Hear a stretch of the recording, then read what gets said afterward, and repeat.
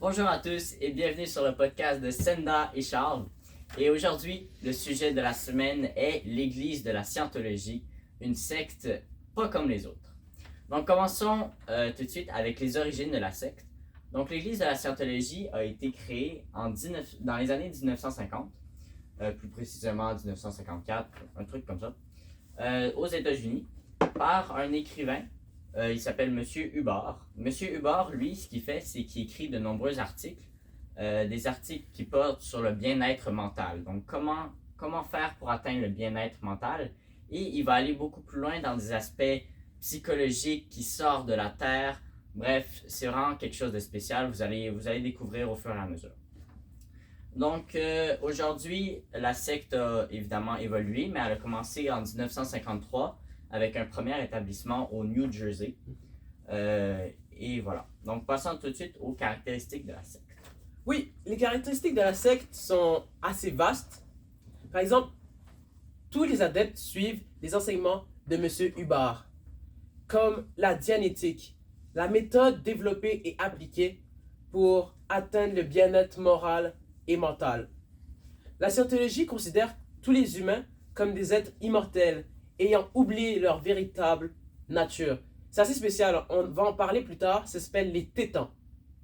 L'organisation est structurée en église de scientologie, avec des centres de mission dans le monde entier, partout, c'est répandu. Et c'est mondial. C'est mondial, c'est vraiment énorme, et c'est divisé de manière hiérarchique, comme les églises chrétiennes ou catholiques.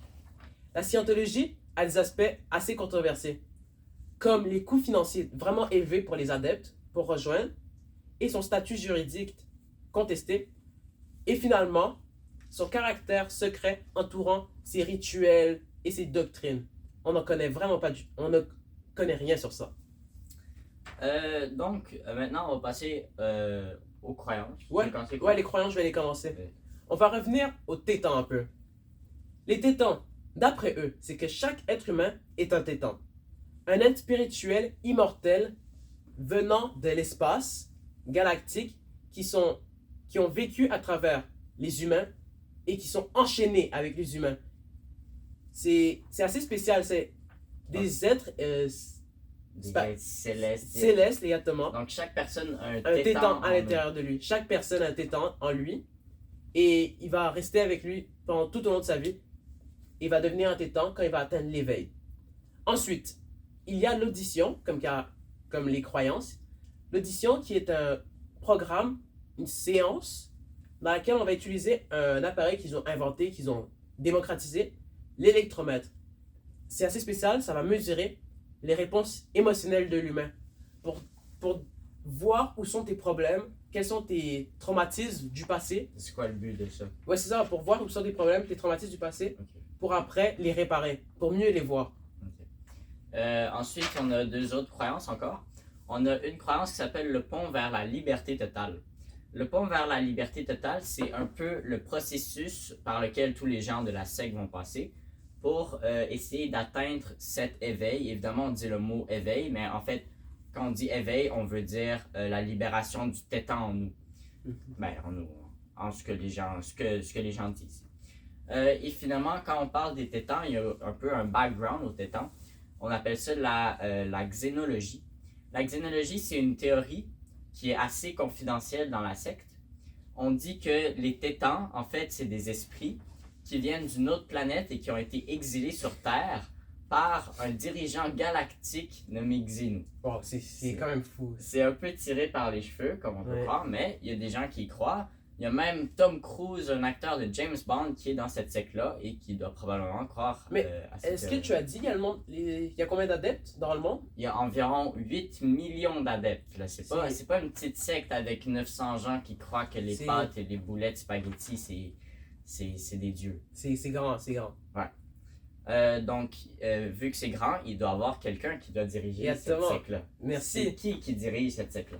Le dirigeant spirituel, nuance, c'est M. L. Ron Hubbard, le fondateur de cette secte. Et l'écrivain de tous les livres, de toute la base, tout le fondement de cette secte. Et il y a un président qui change très souvent. Actuellement, c'est M. David Miscavige mais il change tout le temps, tout le temps. C'est, Ça varie. ça varie, exactement. Ok. Et c'est par rapport à la hiérarchie dans l'Église, un peu comme les chrétiens et l'Église catholique. C'est chaud. Mais c'est quoi les modes de fonctionnement de cette Église? Donc, la manière dont ça fonctionne, on l'a déjà un peu mentionné tantôt. L'Église de la Scientologie est structurée en hiérarchie. Donc, pour monter dans les paliers de la hiérarchie, il faut évidemment suivre le programme qui est l'une des croyances qu'on a vues précédemment. Donc, si tu suis le programme du pont vers la liberté totale, qui t'approche de plus en plus vers la libération du tétan, ben, en même temps, tu montes dans la secte, tu montes d'échelon et tu deviens de plus en plus important. Et j'imagine que le dirigeant spirituel qui est M. Hubbard, ben Ron Hubbard, lui doit être, j'imagine, vraiment proche De l'éveil. Ouais. de l'éveil, d'avoir libéré son tétan. Donc, j'imagine que comme toute autre secte ou religion, Ouais, il y a comme tous les des autres. récits, règles. Et règles. Attends, on réessaye. 1, 2, 3. 3. Des récits, rites, Ok, récits, règles, rites. Ok, 3. 2, Des 1. Récits, règles et rites. Voilà. Les rites, c'est quoi? Les rites, c'est la cérémonie du nom. Plus communément appelé le baptême, c'est comme dans toutes les religions quasiment. Le mariage et les funérailles, ça ne change pas, c'est partout, c'est la même chose. Et les rites, ils sont vraiment spéciaux, c'est les rites liés au tétan. Toutes tes cérémonies, toutes tes prières et tout, pour accéder à ton éveil, accéder à ton tétan, être en relation avec l'univers. Il n'y a pas vraiment de récit en particulier, comme la Bible, le Coran ou la Torah. C'est plus les romans de M. Hubbard que tout le monde va suivre à la lettre et lire. Fait que les romans, c'est comme un peu C'est la constitution. la d'un constitution. pays. C'est la base de la scientologie. Là, exactement, c'est la base de la scientologie. Et dans les règles, ce sont des règles fondamentales très communes. Par exemple, ne pas mentir, ne pas faire d'infidélité sexuelle, ne pas faire Des d'abus. trucs classiques. Et c'est ça, des trucs classiques. Et l'utilisation de grandes vitamines est vraiment recommandée. Assez spécial. C'est bizarre parce que justement, une trop grande dose de Les vitamines, vitamines, c'est... au long terme, ça peut être nocif. Et les séances de sauna, appelées dianétiques, quotidiennes, pendant plus de 5 Quand on heures. dit quotidienne, c'est ça. C'est 5 5 heures par jour. C'est fou. Ouais. Puis j'imagine les dianétiques, c'est un moyen de se rapprocher, encore une fois, Des missions, de leur objectif. c'est ça, de libérer le tétan, Oh, enlever les problèmes spirituels. Un peu Ouais. tout le temps la même recette. C'est ça. Ah, c'est quoi leur objectif, leur mission? La mission, ben, comme je viens juste d'en parler, c'est améliorer les aptitudes de l'adepte pour essayer d'éliminer ces obstacles spirituels. Et une fois que quelqu'un, un peu comme dans le bouddhisme, a éliminé tous ces obstacles spirituels, l'addiction, blablabla, la personne réussit enfin à libérer sa véritable identité, qui est votre mot préféré probablement, le tétan. Une fois qu'on a libéré le tétan, qui est un être spirituel venu d'autres planètes, le tétan a des pouvoirs illimités et a des missions intergalactiques que nous connaissons point. Et une fois que tout le monde réussit à libérer son tétan, on peut enfin atteindre le contact d'une divinité X qu'on n'a pas trop d'informations dessus, Aucune, malgré quasiment. plusieurs heures de recherche. Mais bon, vu que c'est une secte, c'est un mot assez Et péjoratif. qui fait peur. Ouais. On doit se dire qu'il y a des aspects radicaux, des aspects négatifs, parce que Dieu seul sait à quel point les sectes, c'est un grand mot. Sauf que cette secte, il n'y a pas d'aspects radicaux flagrants. À part certaines affiliations avec l'escroquerie en bande organisée et des pratiques de médecine illégales. Fait qu'il n'y a pas de meurtre, il n'y a Pas pas de meurtre. Mais ce n'est pas répertorié. On ne peut pas vraiment dire que ça n'existe pas. Surtout que c'est dans le monde en entier. C'est avec, ça, on peut pas voir. millions de personnes. On ne peut pas vraiment savoir. Mais c'est pas répertorié. Et actuellement, la secte, elle compte encore des millions d'adeptes. Ben, j'arrête pas de le dire, 8 millions d'adeptes. Elle continue encore son processus de mission.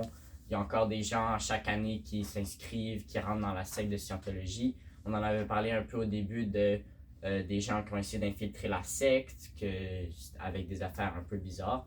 D'ailleurs, dans notre fiche, il y a un lien vers cette vidéo-là si vous voulez la regarder. Et voilà, donc c'est encore une secte très influente, une des plus influentes en Occident. En Occident, oui. Et Mais voilà, donc si vous voulez en apprendre plus sur la secte, il y a plein de sites internet qui décrivent. Radio-Canada en fait plusieurs articles aussi. Reportage. Et il y a même un site internet de la scientologie elle-même. Ça, c'est quand même assez fou. Un site internet bien développé. Donc, on se retrouve pour le prochain épisode la semaine prochaine. Et passez une belle soirée.